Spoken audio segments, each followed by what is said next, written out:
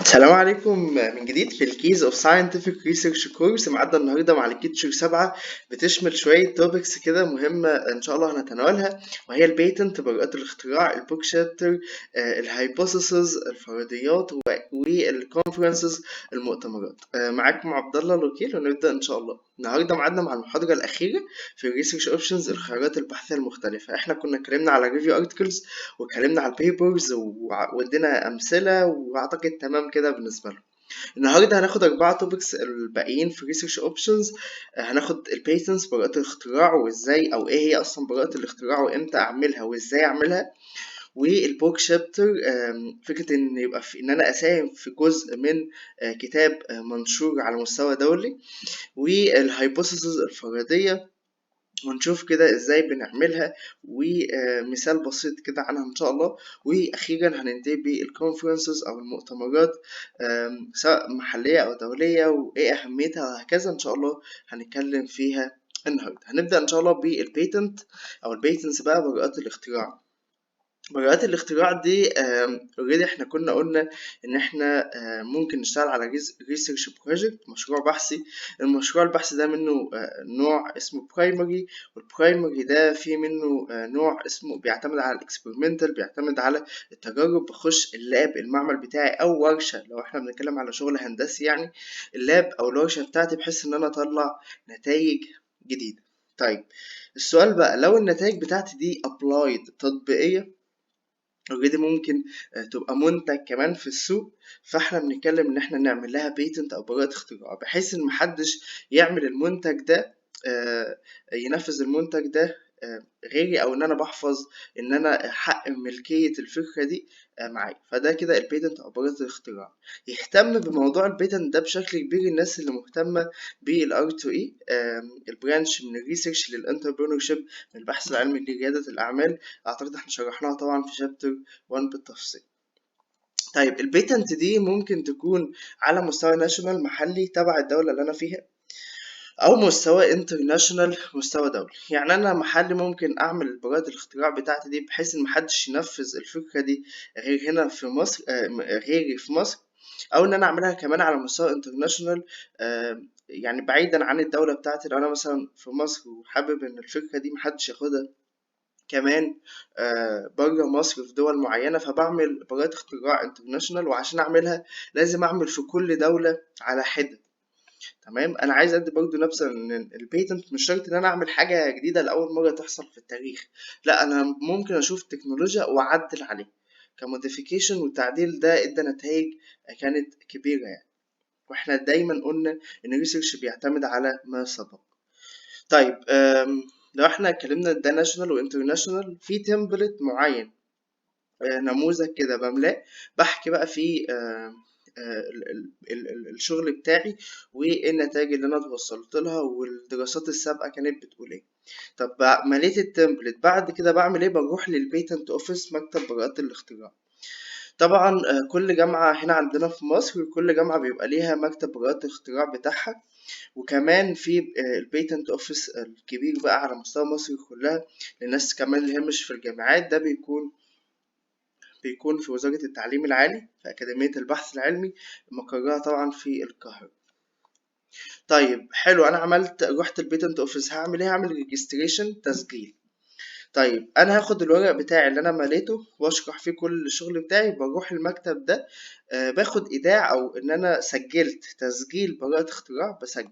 طيب باخد رقم كده إن حتى لو حد عمل التكنولوجيا دي بعدي، حفظت إن أنا أول حد يوصل المكتب بالفكرة دي. فجست إن أنا رحت سلمت الورق ده، أنا كده حفظت إن الفكرة دي محدش يعمل زيها. طيب بعد كده بتاخد 6 شهور لسنة إن هو يتم تحكيم البيتنت دي أو براءة الاختراع دي، بحيث يتأكدوا إن مفيش حاجة زيها موجودة، وفي نفس الوقت إن هي أبلايد وتطبيقية ومفيهاش أي مشاكل. بعد كده بعد فترة باخد أوبتين إن أنا بحصل على براءة الاختراع. يبقى احنا كده الحمد لله خلصنا بيتنس، براءة الاختراع بشكل عام. طيب الحاجة التانية، وهي حاجة اسمها بوك شابتر. بوك شابتر من اسمها كده يعني جزء من الكتاب. طيب البوك شابتر دي ندي كده يعني نبذة بشكل عام. لو انا قلت لك كيمستري او كتاب عن الكيمياء، او حتى فرع من فروع الكيمياء، فستيل هو بيعتمد على داتا اوريدي بقالها يعني مئات السنين ناس اشتغلت عليه، ممكن كمان آلاف السنين. فده كده عشان الاقي كتاب عن الكيمياء، يعني انا بعتمد على ايه؟ على اولد داتا قديم.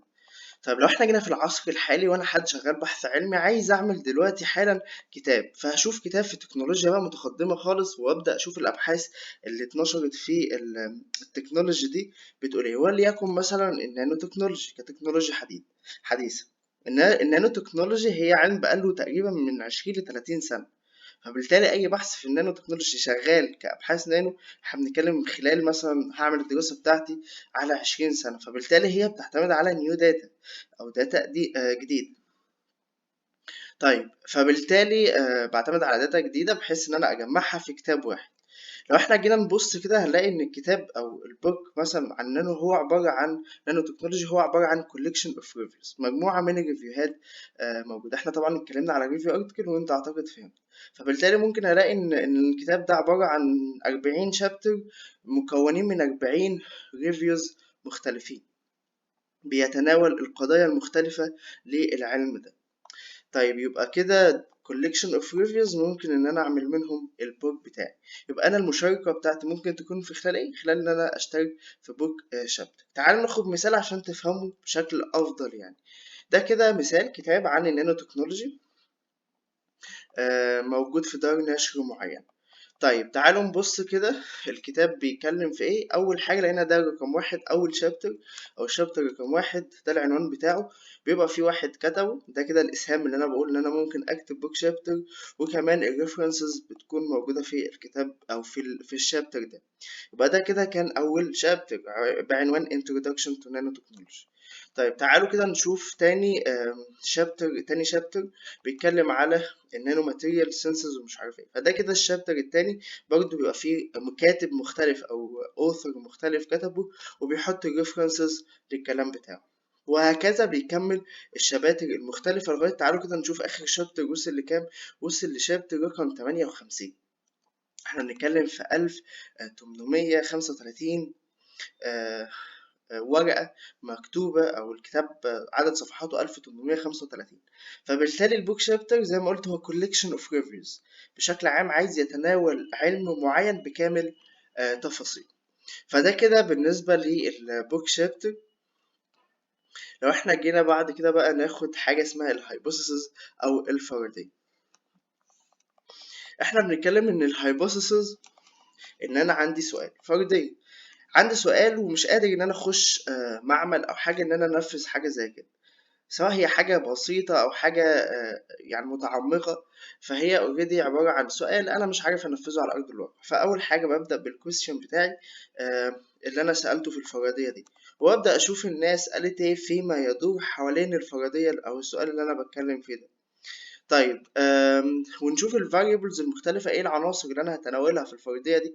بعد كده بسأل، بقعد أعمل شوية أسئلة if then لو إذا لا يعني بحط الاحتمالات المختلفة وبشوف لها الداتا to support. وفي الآخر بشوف الفايندنجز إن أنا بعد كل ده الاقتراحات أو بالنسبة لي إن هيبقى في 1 2 3 4. طب ندي مثلا مثال في أيام الكوفيد مثلا. في بداية الكوفيد كان في إدراج أو علاج معين كان بيستخدم بيدي او فعال لفيروس تاني، بس الفيروس التاني ده هو مش كوفيد 19، بس الفيروس التاني فيه عناصر مشابهة لكوفيد 19. فبما ان الدواء ده كان نفع مع الفيروس ده، اذا في احتمالية ان هو ينفع مع كوفيد 19. فدي كده بشكل مبسط كان الهايبوثيسز او الفرضية يعني. طيب انا ممكن ساعتها ما عنديش او ما عندناش مثلا، احنا بنتكلم في مصر ما كناش عندنا الاوبشن او الرفاهيه ان احنا يبقى عندنا لابس متطوره كتيره تشتغل على الابحاث دي. فانا ممكن اعمل فرضيه وانشرها بحيث ان ممكن علماء تانيين يشوفوا البحث بتاعي او الهايبوثيسز دي وينفذوها على ارض الواقع. وفي النهايه برضه هيتعمل لي سايتيشن، حاجه اسمها هنتكلم فيها سايتيشن ان عبد الله اقترح الفرضيه دي. تعالوا كده ندي مثال برضه الفرضيه منشوره. ده كده زي ما احنا عارفين التايتل، وده الاوثر اللي كتب الفرضيه والافيليشن بتاعه. لو احنا جينا نبص هنلاقي في هايبوثيسز هو افترضها برضه كانت على كوفيد 19. فبالتالي ده كده بيبقى التايتل. لو احنا كملنا هنلاقي ان الراجل حط بعد كده ابستراكت موجز للهايبوثيسز الفرديه بتاعته بمكونه من 4 تقريبا جمل، ودي الكي ووردز لو اي حد بيبحث عن الموضوع ده يطلع له الهايبوثيسز دي او الفرضيه دي. طب بعد كده ايه؟ بعد كده هيبدا يناقش الهايبوثيسز بتاعته، السؤال بتاعه، ويشوف الليتريتشر ريفيوز. الليتريتشر ريفيو ده معناه الدراسات اللي اتكلمت في الموضوع، وهنتكلم عن الموضوع ده في الميثودولوجي بعدين ان شاء الله بالتفصيل. فبالتالي بيبدا يشوف literature ريفيوز او الناس اللي اتكلمت قريب من الموضوع دي بتقول ايه. ده كده الهايبوثيسز، وعلى اساس كده بنى افتراضه ازاي بشكل مفصل يعني. بعد كده في النهاية ان هو بيحط الريفرنسز اللي هو اعتمد عليها في بناء الفرضية بتاعته. فبس كده، ده كده الهايبوثيسز كفرضية، وفكرة ان هي تتنشر كشغل نشر دولي يعني، او اسهام بحث انا ممكن اشتغل عليه. اخيرا موضوع اسمه conferences، موضوع مهم جدا ليك كباحث تعرفوا ان هم متواجد. الكونفرنسز المؤتمرات دي اي حد في اي تخصص، مثلا انا شغال في تخصص بحثي في النانو تكنولوجي او في تخصص معين او في الطاقة او whatever، بيبقى فيه مؤتمرات خاصة بالمجالات البحثية دي، كل واحد على حدة يعني. فبالتالي انا مهتم بابحاث النانو، فعايز اشارك في المؤتمرات دي وانا اوريدي شغال على بحث في النانو.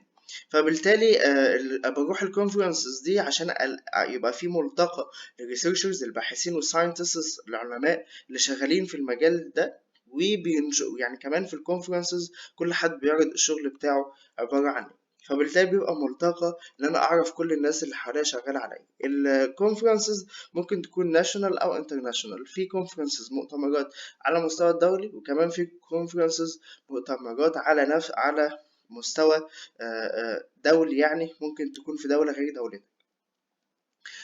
طيب انا عشان اروح الكونفرنس ده بعمل ايه؟ بعمل ريجستريشن او تسجيل من خلال الموقع. تقريبا من بعد الخطوة دي هو مش فارقة بين الناشونال والانترناشونال حاجة، هو تقريبا نفس الستبس، ما عدا طبعا لو انترناشونال انا هسافر بره.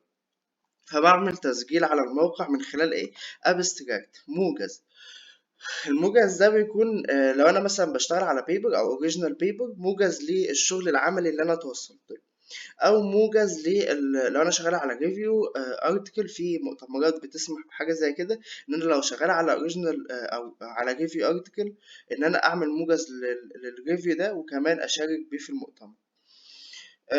او كمان حتى لو فكره او في ابستراكت اوف ايديا، لان انا بس عندي فكره فعملتها على هيئه ابستراكت. تمام كده؟ تمام.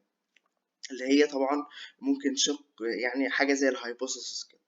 طيب يبقى كده انا بعمل ريجستريشن وبرفع الابستراكت بتاعي. في بعض المؤتمرات بتسمح او بتتعاقد مع مجلات ان انت لو شاركت في المؤتمر ده تنشر البحث اللي انت مشارك بيه في المؤتمر. تمام. طيب هشارك في المؤتمر ده في صورة ايه؟ حاجة اولانية اللي هي اسمها بوستر.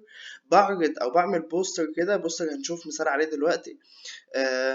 يعني بيبقى زي صفحة كده تمبلت معين، بكتب فيه ملخص الشغل بتاعي. لما يعني البوستر ده بعرضه لما اروح المؤتمر، بعرض الشغل بتاعي بشيء من التبسيط كده في خلال مثلا حاجة اسمها بوستر، وهنشوف مثال دلوقتي.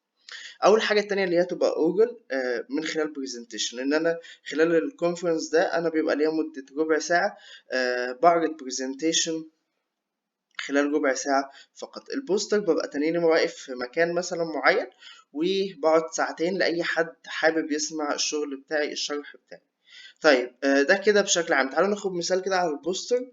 ده كده كان بوستر كنا اشتغلنا عليه يعني لمؤتمر. فهو بيبقى عبارة عن يعني تمبلت كده بملاه، وبيتعلق مثلا لأي حد حابب، وبيبقى في مكان مخصص لكل بوستر وبشتغل عليه ان انا اعرضه للناس. طيب كده يبقى احنا خلصنا الحمد لله الريفيو ارتكلز والبيبرز والبيتنز والبوك شابتر وكمان الهايبوثيسز، واخيرا الكونفرنسز المؤتمرات. يبقى احنا كده الحمد لله خلصنا شابتر 2، وتناولنا الحمد لله يعني ايه هي الخيارات البحثية المختلفة ان انا اشتغل عليها. تعالوا نرجع للكونتنت بتاعنا كده. الحمد لله خلصنا شابتر 1، كان مهم جدا اعتقد. وناس كتير ادتني فيدباك كبير عنه ومهم جدا في رأيي الشخصي. scientific research and its importance. ايه البحث العلمي ده وايه اهميته وايه الفرص اللي ممكن اشتغلها من خلال البحث العلمي. كان الحاجة التانية الحمد لله خلصناها النهاردة هي research options، الخيارات البحثية المختلفة. ان شاء الله ميعادنا يعني من المحاضرة الجاية مع شابتر 3 بعنوان الريسيرش تولز والترمينولوجي، الأدوات البحثية المختلفة والترمينولوجي، المصطلحات المختلفة. وقلت إن الشابتر ده هو عصب الكورس ده. وشابتر 4 إن شاء الله هيكون عن scientific writing، الكتابة العلمية. أنا كنت حابب أوضح تاني إن الكورس ده معمول لحد عايز ياخد الأساسيات من أولها لآخرها، مش عشان حد بيسأل سؤال معين.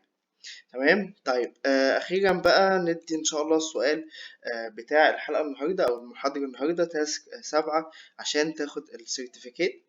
هتديفرنشيت، هتميز او هتفرق بين البيتنت، يعني ايه بيتنت، والهايبوثيسز، والبوك شابتر، وكمان الكونفرنسز، المؤتمرات. طبعا زي ما انتم عارفين الناس الملتزمة في كل الكورس وبتبعت الأسئلة اللي بعد كل محاضرة ليها حق إن هي تاخد السيرتيفيكيت أو الشهادة من URI. لو انت تاني ممبر في URI هتبعت التاسك دي للاتش ار ليدر. لو انت مش ممبر في URI هتبعت على الايميل الخاص بيا. وتاني انا بشوف كل المسجز بشكل كبير يعني.